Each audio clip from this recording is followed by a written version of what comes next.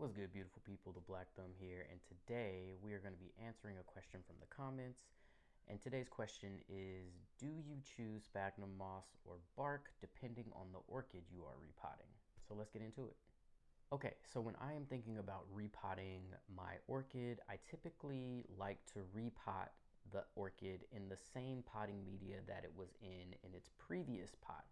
So if the orchid was potted in bark, I tend to stick with bark when I repot it. If it was already potted in sphagnum moss, I also tend to stick with sphagnum moss when I repot it.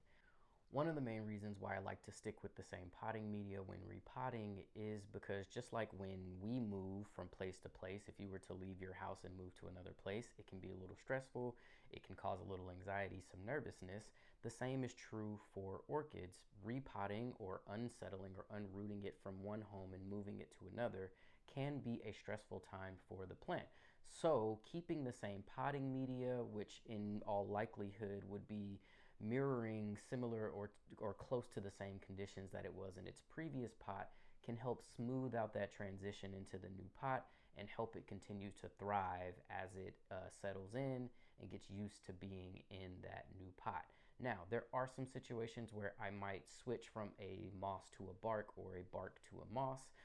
If I feel like an orchid needs a little bit more airflow or is a little too wet or is holding too much moisture, then I might transition from a sphagnum moss to a bark, and vice versa. If I feel like an orchid is a little too dry and has maybe too much airflow, then I might transition it into a pot with sphagnum moss where it's going to hold a little bit more moisture around the orchid, and it's also going to decrease a little bit of the airflow that's getting through into the roots.